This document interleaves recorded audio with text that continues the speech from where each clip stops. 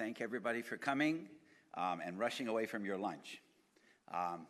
I would like to acknowledge the universe for enabling us all to be here at this time. I would like to acknowledge the traditional owners and dwellers of Australia, the stewards of the coral reefs, and all of you as stewards of the planet Earth. So I'm coming to talk about Reefs of Hope. The UNESCO just in February approved Reefs of Hope as a decade action, an ocean decade action. And by doing so, the UN, it's kind of a backdoor, but the UN has endorsed now the very first climate change adaptation program for coral reefs ever that's coral focused. The UN has endorsed it, okay? So it is community-based, it is resort-based, it is science-based, and whoever likes it and wants to participate, it's not exclusive. So basically it's a different approach. So if you like it, maybe you'd like to become part of Reefs of Hope, because we need hope in this world, and it needs to be not false hope. It needs to be very real. Okay? So last year, the global thermostat broke. Nobody can explain what happened, but we went over a tipping point, okay? And it's continuing. Thank goodness. I'm so happy it's leveling off, and it looks like it might follow the 2023 line, we hope. What I think is happening is the overturning circulation is actually collapsing right now. I believe that's happening. This year, the new results just came in. We went over 10 millimeters of sea level rise in 1 year. Global record. Okay, and it looks like it's accelerating very rapidly now. So I'm actually cheering that on, because the more sea level rise we get for corals, the cooler the nearshore reefs will be. Okay? So Earth has her equilibrium. She has a fever, she turns on the fan. That's called a cyclone. Okay? And to cool these nearshore reefs, we need the ices to melt. And it's very sad because human beings then are impacted. Okay? So this is the graph on the left, on your left, is the Great Barrier Reef. And what we're experiencing right now in the southern Great Barrier Reef is the dark black line. We've had record heat stress. These are all the years, the bleaching stress levels, right? So the black line shows that we've had record stress in the southern Great Barrier Reef. And the other one is what Cuba just experienced. Cuba experienced something much worse. And what I'm saying to you guys here in the Great Barrier Reef is that our days are numbered, that we can expect degree heating wakes of 20 and above. Florida got, I think, 24 or 25 degree heating weeks, and that's why everything died.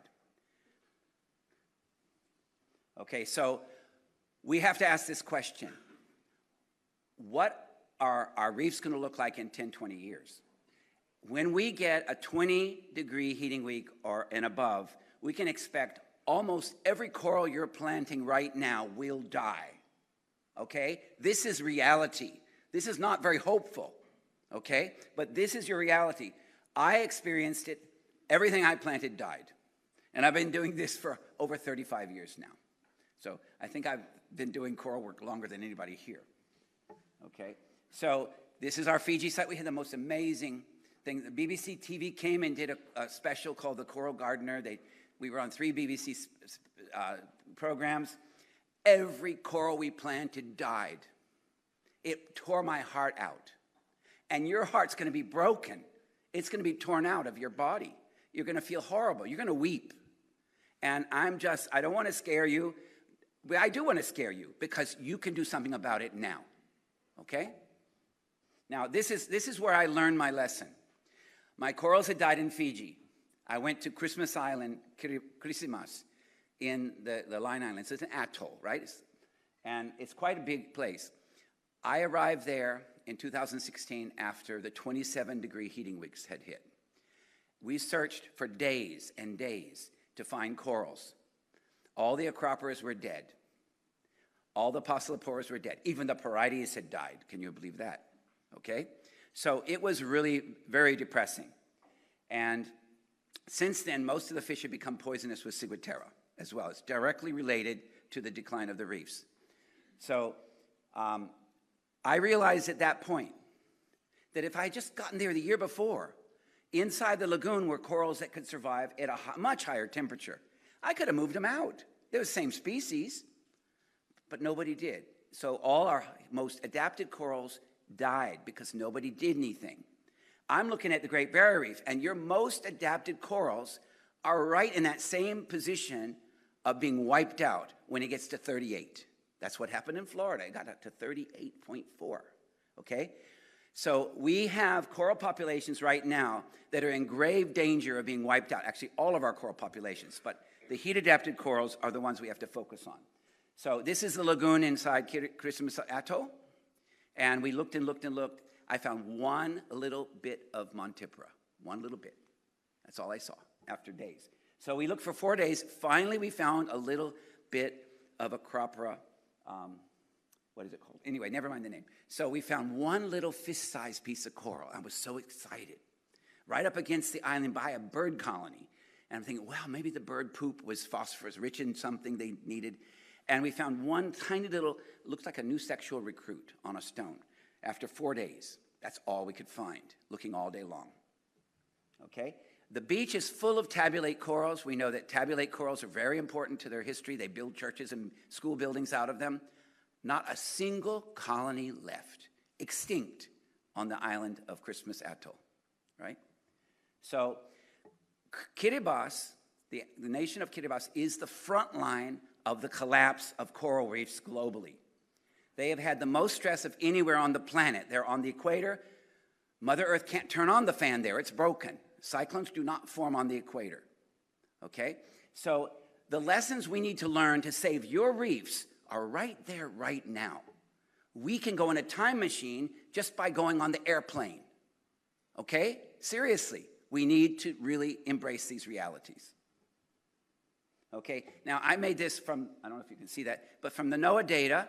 I just went through the NOAA data and counted the number of stress events for each of these points. And these are not really detailed data because it's like 1 point for all of Fiji. Sometimes the eastern side dies, and sometimes the western side, and sometimes the south and the north. And it just puts them all together and calls it condition 3 or condition 4, whatever. So also NOAA has changed their ratings. They've added condition 3, 4, and 5. So condition 1 is green. Okay, I love condition 1 bleaching. When condition 1 bleaching comes to your reef, I celebrate because that's an educational event. Don't worry about it. It's a condition 1, okay? The corals are going to learn how to adapt. You get year after year of condition 1, your coral reefs can learn to adapt better. Condition 2 is yellow. Condition 2, you get a little bit of mortality, but that's probably still good because the weaker guys will survive, and most of the corals still survive. Then when you get to the condition 3, the red ones, and condition 4 is gray, and condition 5 is black, that's when you have an extinction event locally. And that's when, if you had moved corals, you'll still have them, okay? As long as you can find heat-adapted corals, you'll still have them. Okay, so these heat-adapted corals that you'll have in your nearshore areas are on these big flat reef flats, you know, the really extensive reef flats. They get really shallow at low tide. They are vulnerable to heat. They're jeopardized. So we have to recognize that those are precious resources.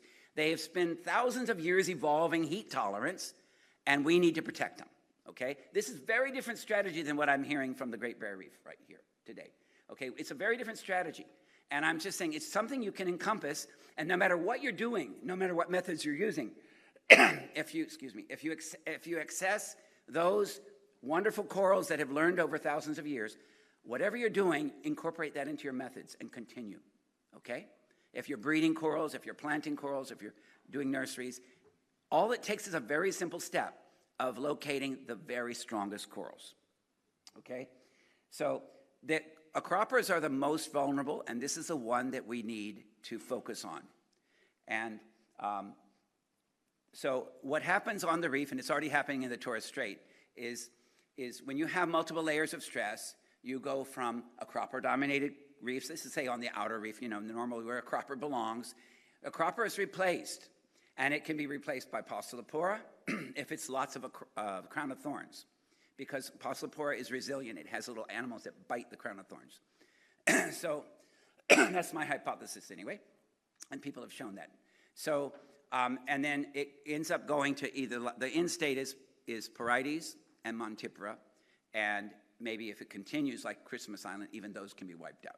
So there's a stepwise, I see it happen all over the place, and there's a stepwise decline, and we need to recognize that. So if we recognize it's happening, we can also then, so if you're talking about coral cover is a very bad measurement for actually indicating coral reef decline. It might be good kind of superficially, but they'll call it recovered when it's all Porites. They'll call it recovered. It's not recovered. It's a completely different state, okay? And will the same fish be there? You know, if you're a fisherman in the Torres Strait Island and you have all these round Porites, where are the fish going to live? The little chromis don't live there, okay? They don't even live in tabulate corals. They live in the staghorns and digitates, right? So depending upon the corals on the reef will be the fish. I better keep going up. So, okay. So the open ocean in Christmas Island during that 27-degree heating weeks never got above 33, okay? It got to 32 only. I'm assuming that no matter what happens with climate change, that ocean, that deep ocean, is never going to get hotter than 33. And maybe my assumption's wrong, but I think I'm probably right, okay? So we need some oceanographers to confirm that. That some those outer reef areas that you plant corals to will never go, even as it's close on the outer reef, will never get hotter than 33 or 34. That the hot pocket corals that you're getting can survive 34, so just move them. They're going to be fine. So we have a tremendous amount of hope because Mother Nature has already pre-selected the adapted corals that we need to use. We don't have to do too much fancy science. We just have to have really good thermal readings from the nearshore, and we have to collect these systematically, okay? And so when you're collecting those thermally tolerant corals, you're going to also collect the algae, the bacteria, whatever makes them thermally tolerant. You've got the whole holobiont and bring it out. Some people say, well, don't put it right into the cold water right away. Well, maybe there's a moderate place. All you need to do is move it to where it's a couple degrees cooler. And then maybe when those grow big, you move some further out. We don't know if they're going to revert into, if they're going to lose their heat adaptation. So be smart about it. Okay. So this new restoration paradigm is to secure those heat-adapted corals. Then you grow them up in your nurseries, and you create a gene bank nursery, okay? They're together here. If you want to you have your heat-adapted corals in this beautiful nursery, you can now collect the larvae if you like, okay? Or whatever you want to do. Or you can trim them. And then those second generation, we are doing a different way. We're creating dense patches of coral. So what we do is we grow them on ropes big. In a year, the staghorns get big. We basically cut that rope up once a year, and we take one of them and refragmenting and put the genotype back in the nursery, and all those other colonies, we plant them out in patches. We want big colonies. Why? Because we want fish. Why do we want fish? Because fish reboot the entire ecosystem. They clean around the corals. They make the rubble, or not rubble, the rock clean and ready for the larvae to settle. So this is a whole different paradigm, these nucleation patches. And then the corals, the acropores have a smell. We've all smelled it. That is a special protein, basically, that coral larvae cannot resist. Coral larvae, it's been proven by the Japanese scientists that the corals will come in, and when they smell that, they want to settle. So you have an odor cue. It's a pheromone. You also, pink. Corals have been proven that corals like pink. And they even don't have eyes. They can sense pink, and they settle on pink. There's another paper on that. I have a paper called Reefs of Hope, and it was, we can assess it. So search Reefs of Hope, and you'll find a link to my paper and some films. So they can see pink. Coral and algae is pink.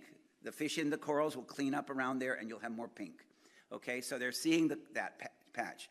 And also, if you have Polypora in there especially, they will hear it. The Polypora are quite noisy with all the little things inside them. So we're looking at trying to get the corals to regenerate themselves.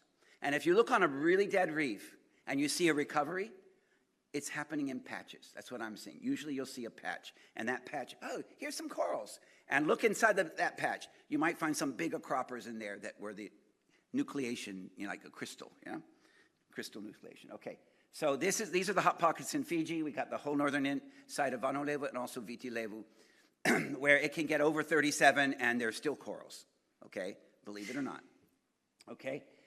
This hot pocket here is north of Lautoka, and it still has corals, and you can imagine the amazing resilience they would have in those shallow areas. There's plenty of areas on the Great Barrier Reef that look like that.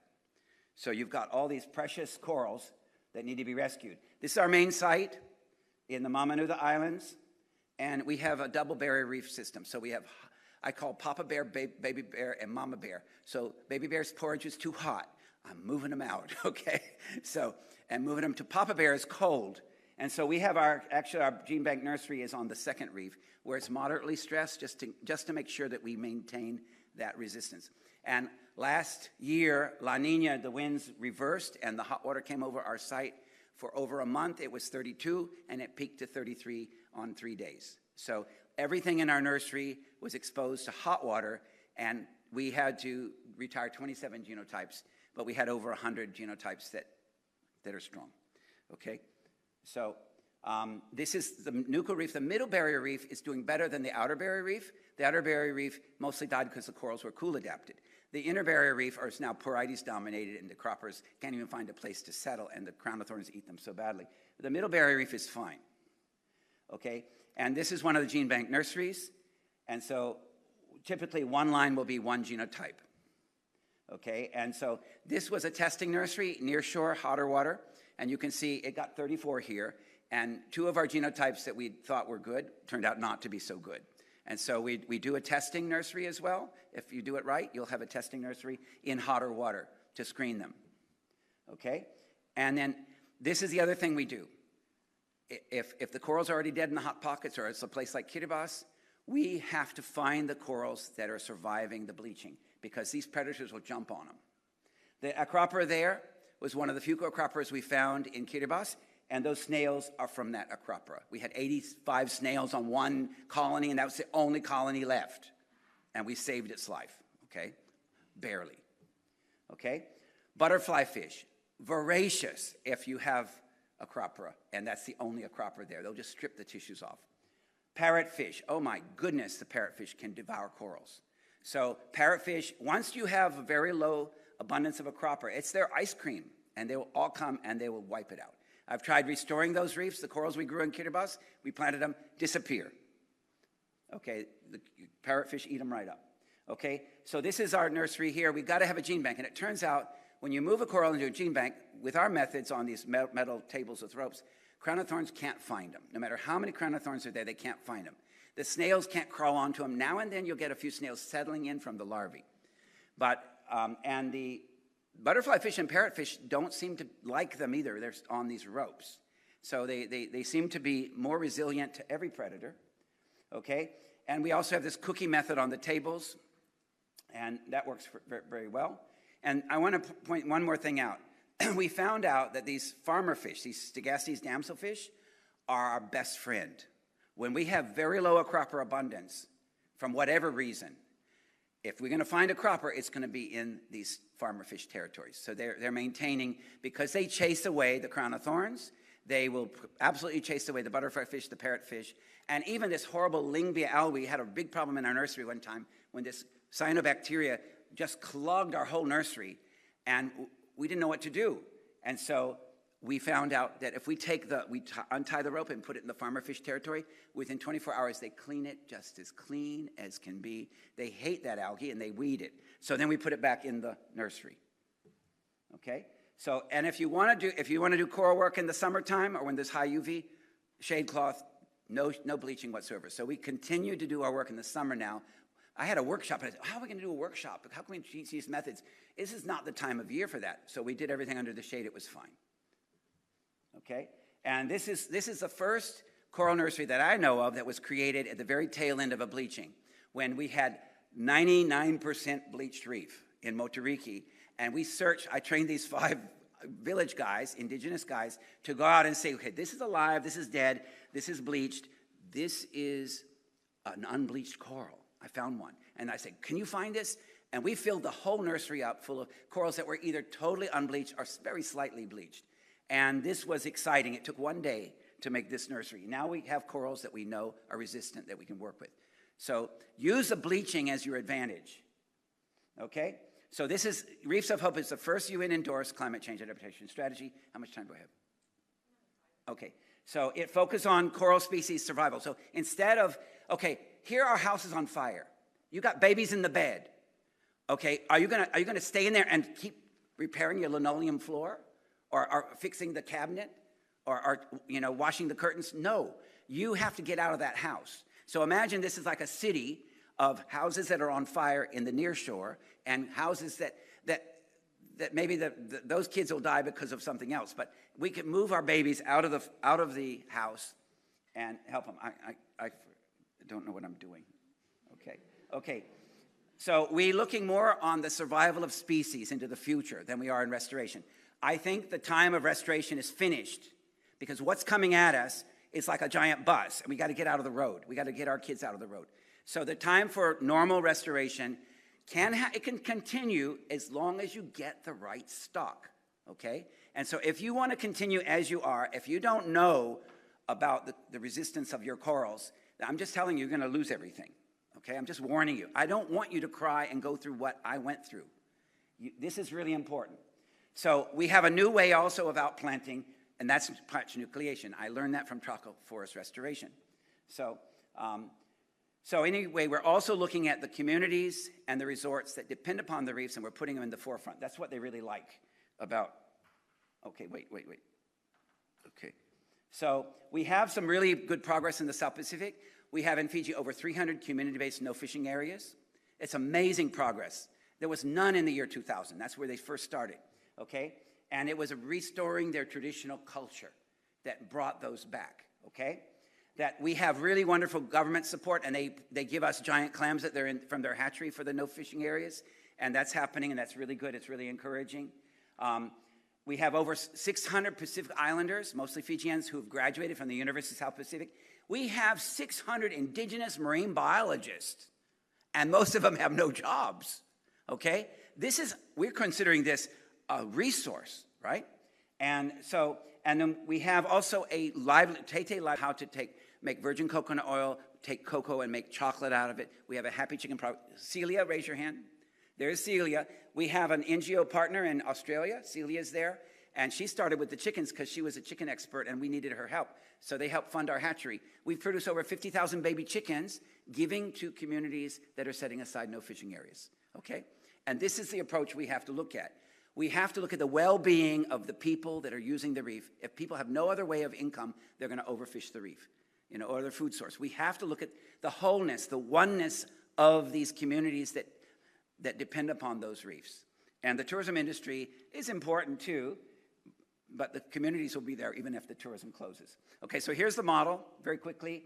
We have this army that we want to create of these trained marine biologists, and then we're going to send, the tourism industry wants to take about 100 of them. We figure there's so much demand for these. They want a coral gardening program in every resort in Fiji. They do. So they got jobs now because we've trained them, okay? We've already created jobs for about 20 people so far, okay? We have this training program, and then the rest of them, the other 200 or 300, will go into the villages and live among the people working with the no fishing areas, working with the communities. And we're hoping it's going to spill over to Samoa, Kiribati, everywhere, okay? So the resorts are hiring. These are Sarah and Kaleni. They were hired by the Plantation Island Resort, doing a great job. And that's our primary site. So I don't have to look out for it. The resort lets these staff look out for it, okay? DFAT and WWF Australia funded this workshop. We did this beautiful workshop, and these are marine biologists, most of them are tourism industry people. Last year I trained over 100 people. And so this is Reefs of Hope, getting the power in the hands of the communities and the indigenous communities who, those reefs, they're their custodians. And this is really amazing work, okay? It's so good, feels so good, it's so good. We're just so happy because people now have power and they have hope, and it's not a false hope. And the main thing is we have to teach them to select the heat-adapted corals, okay? We're gonna get the children, we do get the children involved, and we have all these sites now in Kiribati. I just came back from Kiribati, Tuvalu, Samoa, Vanuatu, okay? This is Tuvalu last November. Now, if I go back here, it'll all be nothing but dead coral, because Tuvalu had just now a condition 3 bleaching when they only had very little experience. So we moved the corals out, we put them in the coolest place we could find, and because it's up current, this is what we expect. We want to, even though most of the corals are dead, the ones we moved, we hope they're still alive. We're going to go check, and then they're going to reseed the whole lagoon. Okay? So we have to reinvent coral restoration. Okay, I'm gonna skip that one. Okay, this is what we've done. This is how they restore reefs. Instead of planting little, the old model was like pine forest restoration, like for forestry, where you put all these little things around. They don't do that anymore because they found out the mortality is too high. What they do now with the restoration of forests in the tropics, they grow 3-meter high trees, fewer of them. And so instead of planting 10,000 little ones, if they plant just 100 big ones, they get so much better success. And they won't just randomly plant them. They'll plant them in an area the size of this room to create a patch. And they found that the birds regenerate the whole system. Those birds, you have to put it in visual distance of a forest patch. The birds will fly, sit on there, poop, eat the bugs, make their nests, and as they fly, they bring and they poop their seeds, and the seeds start to grow. And if you use even one species, within 50 years, you'll have 100 species there, and the whole patch is growing. So this is how the rainforest restores itself. And I believe that if people would study, they're going to find that it's also recovering based on patch dynamics. And the fish are the birds of the reef. Okay? Okay, so anyway, so I don't think, but this is instead of planting we were doing big colonies, and now we're thinking, oh golly, we want to involve the children and the youth because they're so important, the next generation. So now what we do is we trim our corals and break them up. We bring them in. These are epoxy coated, just the metal frames, and we plant these egg frames. I'm almost finished. And with the kids, because the kids have planted all our corals now. So instead of us planting the corals, we want the children to plant the corals. And they can grow on sand, rubble, whatever. We weight them according to the currents. And this is 2 years old. And this is the last picture. This is what the people are so excited about their no fishing areas, because we're actually creating amazing fish habitat structures as we're creating adaptation and restoration. So it's a holistic thing, and that's enough.